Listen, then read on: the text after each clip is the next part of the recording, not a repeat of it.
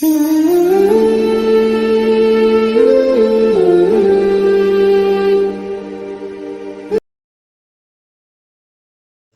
آیت نمبر 194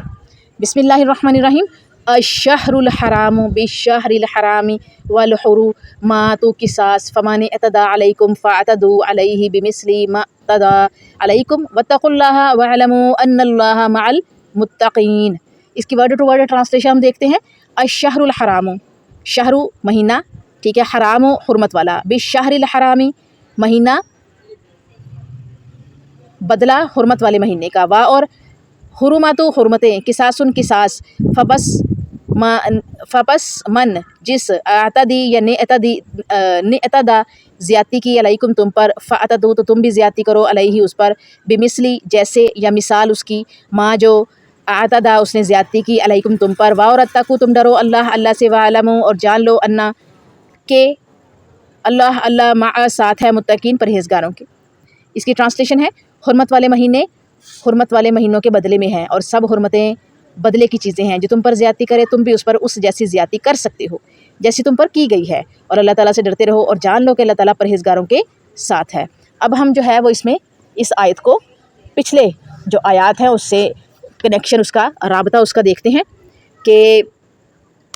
12 ہدایات جو اللہ تعالیٰ کی طرف سے ملی،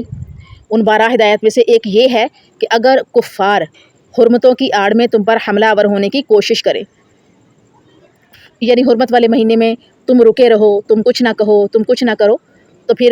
اس کی آڑ میں جو کفار ہیں تم پر حملہ آور ہونے کی کوشش کریں تو تم بھی کسی حرمت کی پرواہ کیے بغیر ان کے خلاف اٹھ کھڑے ہو، برسرے پیکار ہو جاؤ۔ کفار کے مقابلے میں حرمت کے بدلے ہی عزت و حرمت کا خیال رکھا جا سکتا ہے، کیونکہ اللہ کے بندوں کو اس کی بندگی سے روکنا، کفر کو دین حق پر مسلط کرنا، کمزوروں پر ظلم ڈھانا، مشرکوں کا بیت اللہ پر قبضہ جمانے سے بڑھ کر کوئی فتنہ نہیں ہو سکتا۔ اور اگر کفار مزاحم ہونے اور لوگوں پر ظلم کرنے سے باز آ جائے تو انہیں ان کے حال پر چھوڑ دیا جائے۔ اس میں کوئی شک نہیں کہ کفار نے 18 سال تمہارے اوپر ظلم کیے ہیں، لیکن یاد رکھنا کسی لمحہ بھی تمہیں زیادتی کرنے کی اجازت نہیں ہوگی۔ پچھلی آیات میں اللہ تعالیٰ نے غفور الرحیم صفت بیان فرما کر اشارہ دیا ہے کہ اگر تم معاف کر دو تو زیادہ بہتر ہوگا۔ اس حکم سے واضح ہوا کہ اسلام کسی صورت میں بھی کسی پر زیادتی کرنے کی اجازت نہیں دیتا۔ رسول کریم صلی اللہ علیہ وآلہ وسلم غزوات میں ہدایات جاری فرماتے کہ کسی بوڑھے، بچے اور عورت، یہاں تک کہ معبد خانوں میں بھی عبادت کرنے والے، یعنی کہ بت خانوں، یہ جو مندر ہے نا، مندر ٹائپ بت خانے، اس کو کہتے ہیں معبد خانے۔ تو معبد خانوں میں بھی عبادت کرنے والے اور اپنے گھروں کے کواڑ بند کرنے والوں پر زیادتی نہ کی جائے، یعنی وہ لوگ جو بت خانوں میں عبادت کرتے ہیں اور وہ لوگ جو اپنے گھروں کے دروازوں کو بند کر لیتے ہیں، ان پر بھی زیادتی نہ کی جائے۔ آپ صلی اللہ علیہ وآلہ وسلم نے معاہدات میں اس بات کا مکمل خیال اور غیر مسلموں کو پورا تحفظ عنایت فرمایا۔ نجران کے عیسائیوں سے جو معاہدہ کیا، اس سے اسلام کی امن و سلامتی اور لوگوں کے حقوق کی رعایت کھل کر واضح ہو جاتی ہے۔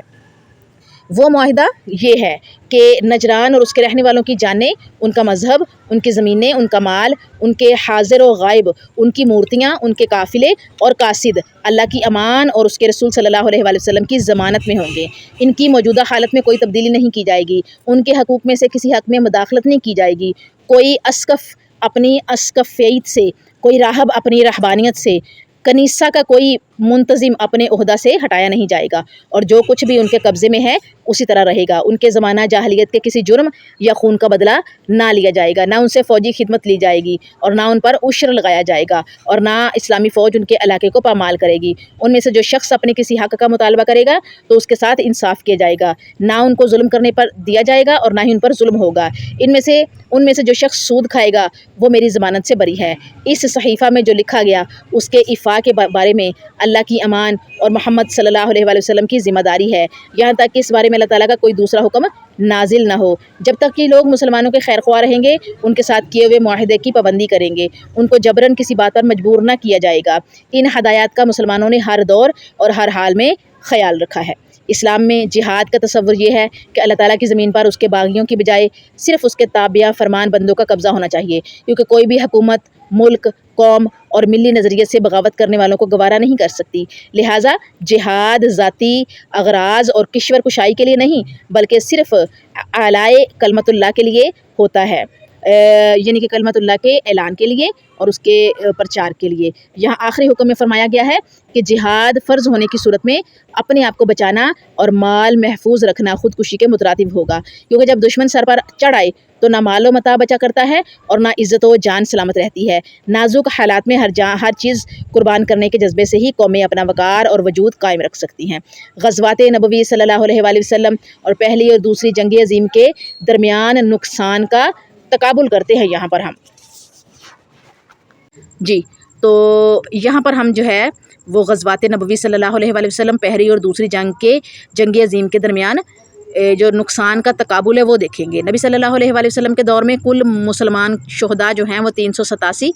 اور مخالف جو ہے مرے وہ 732 تھے۔ رحمت للعالمین از قاضی سلیمان منصوری، یہ اس بک میں اس کے بارے میں انفارمیشن آئی ہے، لیکن افسوس غیر مسلموں کی تاریخ میں ان قدروں کا کبھی بھی خیال نہیں رکھا گیا۔ مہذب دنیا کے رہنماؤں نے اپنے ہم مذہب اور دوسرے ممالک کا پہلی جنگ عظیم 1914 سے لے کر 1919 میں اور دوسری جنگ عظیم پہلی جنگ عظیم 1914 سے 1919 تک اور دوسری جنگ عظیم میں 1939 to 1945 میں جو قیامت برپا کی اس کی ایک جھلک ذرا یہاں ملاحظہ فرما لیجئے کہ مسلمانوں کی جو ہے وہ اخلاقیات دیکھیے اور اللہ کے حکم دیکھیے اور حدیں دیکھیے اور ان لوگوں کی دیکھیے غیر مذہبوں کی کہ پہلی جنگ عظیم میں ہلاک ہونے والوں کی تعداد کی تفصیل اس طرح ہے کہ جرمنی کے سب سے زیادہ 18 لاکھ افراد ہلاک ہوئے، اس کے بعد سوویت یونین کے 17 لاکھ، فرانس کے 13 لاکھ 85,000، آسٹریلیا کے 12 لاکھ اور برطانیہ کے 9,47,000 افراد مارے گئے، جاپان کے 8 لاکھ، رومانیہ کے 7,50,000، سربیان کے 7,08,000، اٹلی کے 4,80,000، ترکی 3,85,000، بیلجیم کے 2,27,000، یونان کے 2,30,000، امریکہ کے 1,37,000، پرتگال کے 1 لاکھ، کینیڈا کے 69,000،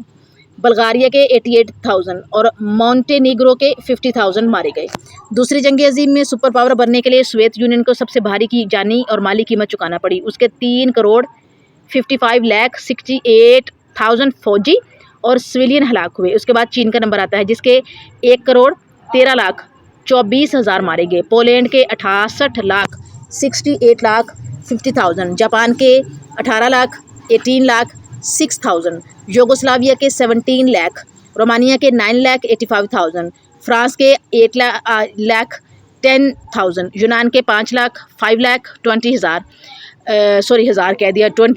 جو سدرا نائم یاد آ جاتی ہے نا مجھے تو پھر میں ڈائریکٹ جو ہے وہ انگلش پہ چلی جاتی ہوں، ٹھیک ہے۔ امریکہ 4,95,000 4,95,000، آسٹریلیا 4,80,000 یعنی 4,80,000، اٹلی 4,10,000، برطانیہ 3,88,000، ہالینڈ 2,50,000، بیلجیم 85,000 مارے گئے۔ اس کے علاوہ فن لینڈ کے 79,000، Canada 42,000، Hindustan 36,000، Australia 29,000، Albania 28,000، Spain 22,000، بلغاریہ 21,000، نیوزی لینڈ 12,000، ناروے 10,000، جنوبی افریقہ 9,000، لکسمبرگ 5,000 اور ڈنمارک کے 4,000 مارے گئے، جبکہ حالیہ عراق اور افغانستان جنگ میں مرنے والوں کی تعداد 65,000 سے بھی اوپر پہنچ چکی ہے۔ ان جنگوں میں اخراجات بھی کم نہیں ہوئے۔ 1990 میں ڈالر کی قیمت کے مطابق پہلی عالمی جنگ میں 196 ارب 50 کروڑ ڈالر خرچ ہوئے، جبکہ دوسری عالمگیر جنگ میں 291 ارب 2,091 ارب 30 کروڑ ڈالر خرچ ہوئے تھے۔ تیسری جاری عالمی جنگ میں اب تک 1 خرب 79 ارب 19 کروڑ 51 لاکھ 51 لاکھ 11,000 ڈالر خرچ ہو چکے ہیں اور ابھی یہ سلسلہ جاری ہے۔ حال ہی میں 2004 میں امریکہ جو دنیا میں تہذیب و تمدن کا علمبردار بنا ہوا ہے، اس نے عراق کے تاریخی مقامات اور تمام شہروں بالخصوص نجف، بغداد اور فلوجہ میں جس طرح مساجد اور مدارس اور خواتین کی بے حرمتی کی ہے اور قبرستانوں پر بلڈوزر چلائے، ان مظالم کی تاریخ میں مثال نہیں ملتی۔ جی میں اجازت بات میں بول سکتی ہوں؟ جی جی بولیے۔ جی میم جی بات سب ٹھیک ہے کہ جو سونیا نذیر آپ کی بات نہیں سمجھ آ رہی مجھے کیونکہ آپ کی آواز بہت کٹ رہی ہے۔ دیا نے تو اس میں یہ ہوتا ہے نا کہ وہ چھٹی نہیں کرتے کیونکہ انہیں پتہ ہوتا ہے کہ ہم نے جی جی مجھے آپ کی آواز نا پوری سمجھ نہیں آ رہی، لیکن مجھے بات سمجھ آ گئی آپ کی کہ جو فیس دیتے ہیں ان کو پتہ ہوتا ہے کہ ہم فیس دے رہے ہیں، وہ چھٹی نہیں کرتے، اور واقعی ایسی ہے۔ لیکن سونیا نذیر ہم نے فیس نہیں لینی، ہمیں فیس نہیں چاہیے بھئی، ہم تو اللہ کی رضا کے لیے کام کر رہے ہیں، فی سبیل اللہ پڑھا رہے ہیں، کس لیے؟ اپنے لیے صدقہ جاریہ بنا رہے ہیں۔ آپ نے بھی جو ہے وہ رہ کے دیکھ لیے جہاں پر کیا لیتے ہیں ہم، کچھ بھی نہیں، لیکن رجسٹریشن کروانے کے لیے ان کو یہ جو رجسٹریشن ہے دینی پڑے گی اب۔ جی جی بالکل ٹھیک ہے۔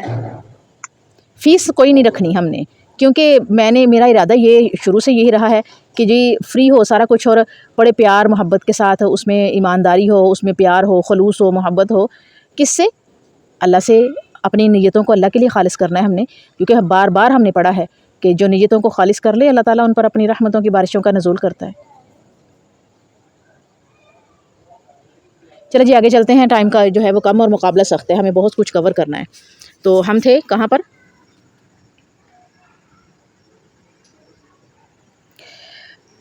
اچھا جی، بالخصوص نجف، بغداد اور فلوجہ میں جس طرح مساجد و مدارس اور خواتین کی بے حرمتی کی اور قبرستانوں پر بلڈوزر چلائے، ان مظالم کی تاریخ میں مثال نہیں ملتی۔ یہاں تک کہ ابو غریب جیل میں قیدیوں کو پخانے اور اپنا پیشاب پینے پر مجبور کیا گیا، جس پر امریکہ کے حلیف اور دیگر ممالک میں اس کے خلاف کوحرام برپا ہوا، جس کے رد عمل میں امریکہ کے صدر بش کو دنیا کے سامنے معافی مانگنی پڑی، پھر بھی ان کے رویے میں کوئی تبدیلی رونما نہ ہو سکی۔ اب اس آیت میں جو مسائل سامنے آئے ہیں وہ یہ ہے کہ حرمت والے مہینوں اور حرمات میں قصاص ہے۔ نمبر 2، زیادتی کے بدلے میں اتنی ہی زیادتی کرنا جائز ہے، زیادہ زیادتی نہیں ہے، جتنی زیادتی ہوئی ہے اتنی ہی زیادتی کرنا جائز ہے۔ نمبر 3، ہر حال میں اللہ تعالیٰ سے ڈرنا چاہیے۔ نمبر 4، اللہ تعالیٰ کی راہ میں خرچ نہ کرنا، اپنے آپ کو ہلاکت میں ڈالنا ہے۔ نمبر 5، ہر حال میں نیکی کرنا چاہیے۔ نمبر 6، اللہ تعالیٰ نیکی کرنے والوں کو پسند کرتا ہے۔ یہ ہے جی ہماری آیت نمبر 194۔ آگے چلتے ہیں جی ہم آیت نمبر 195 کی طرف۔ بسم اللہ الرحمن الرحیم۔ وَأَنفِقُوا فِي سَبِيلِ اللَّهِ وَلَا تُلْقُوا بِأَيْدِيكُمْ إِلَى التَّهْلُكَةِ وَأَحْسِنُوا إِنَّ اللَّهَ يُحِبُّ الْمُحْسِنِينَ۔ اس کی ورڈ ٹرانسلیشن ہے، اور انفقوا تم خرچ کرو، فی میں سبیلی راستہ، اللہ کا، وار لا نہیں، تلقو ڈالو، بھی ایدیکم اپنے ہاتھ، الا طرف، تہلکاتی ہلاکت، اور احسنوا اور نیکی کرو، ان بے شک اللہ یحب دوست رکھتا ہے محسنین نیکی کرنے والوں کو۔ اور اللہ تعالیٰ کی راہ میں خرچ کرو اور اپنے آپ کو ہلاکت میں نہ ڈالو، اور احسان کرو، اللہ تعالیٰ احسان کرنے والوں کو پسند کرتا ہے۔ یہاں پر ہے جی کہ اللہ کی راہ میں خرچ کرنے کا ذکر کیا گیا ہے، ہم خرچ کر رہے ہیں الحمدللہ، میری ٹیم خرچ کر رہی ہے، کیا؟ اپنا فرصت کا وقت، بلکہ فرصت کیا، مصروف وقت میں سے بھی وقت نکال کے ہم خرچ کر رہے ہیں، ٹھیک ہے؟ اپنی صحت، اپنی نیند، اپنا آرام، اپنی ایمانداری ہم خرچ کر رہے ہیں الحمدللہ، اور جہاں تک ممکن ہوتا ہے اپنی جیب سے بھی۔ اور یہ جو پڑھنے والے ہیں گروپس میں موجود ہیں اسٹوڈنٹس، ان کو اچھی طرح پتہ ہے کہ میری ٹیم کس طرح سے اپنا وقت خرچ کر رہی ہے، ٹھیک ہے؟ اور اپنے لیے صدقہ جاریہ بنا رہے ہیں، ہم اپنی صحت خرچ کر رہے ہیں، فرصت کے کیا، ہم تو مصروف اوقات میں سے بھی جو ہے اپنے وقت کو خرچ کر رہے ہیں، اپنی جو ہے وہ دماغ، اللہ نے جو ہمیں یہ روزی دی ہے، یہ رزق دیا ہے، شعور کی، ٹھیک ہے، عقل کی، دل جس میں ہم خلوص نیت سے اس کام کو کر رہے ہیں، الحمدللہ ہم اپنا حصہ ڈال رہے ہیں جہاں تک ہم سے ہو پا رہا ہے، اور اللہ کی راہ میں خرچ کر رہے ہیں، اور اپنے آپ کو ہلاکت میں نہ ڈالو، یعنی جو زیادتی تمہارے ساتھ ہو اس کا بدلہ جو ہے وہ اتنی ہی زیادتی میں جو ہے وہ لو، اس سے زیادہ زیادتی نہ کرنا، اور یہ نہ ہو کہ اللہ کی راہ میں کچھ بھی خرچ نہ کرو اور اپنی جانوں کو ہلاکت میں ڈال لو، کیونکہ اللہ کی راہ میں خرچ کرو گے تو جو خرچ کرو گے اللہ بڑھا چڑھا کر دے گا، خلوص خرچ کرو گے ڈبل ٹرپل بلکہ کئی گنا اللہ اپنی شان کے مطابق آپ کو خلوص لوٹائے گا۔ ایمانداری خرچ کرو گے، لوٹاؤ گے ایمانداری تو کئی گنا بڑھ کے ملے گی، جیب خرچ کرو گے تو کئی گنا بڑھا کے اللہ تعالیٰ دے گا، اپنا وقت خرچ کرو گے تو کئی گنا بڑھا کر اللہ تعالیٰ اس وقت کو لوٹائے گا، یعنی اس وقت میں برکت دے گا جو آپ خرچ کر رہے ہیں۔ صحت خرچ کرو گے تو اللہ تعالیٰ صحت جو ہے وہ کئی گنا بڑھا کر آپ کو لوٹا دے گا۔ پیسہ خرچ کرو گے تو بھی وہ ملے گا آپ کو دنیا میں بھی، اور یہ صرف دنیا میں نہیں ملے گا، یہ سارا کچھ دنیا میں تو ملے گا ہی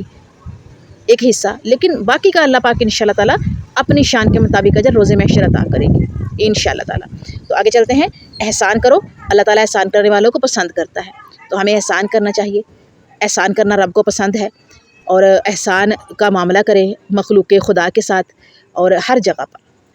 یہ ہے جی ہماری آیت نمبر 195.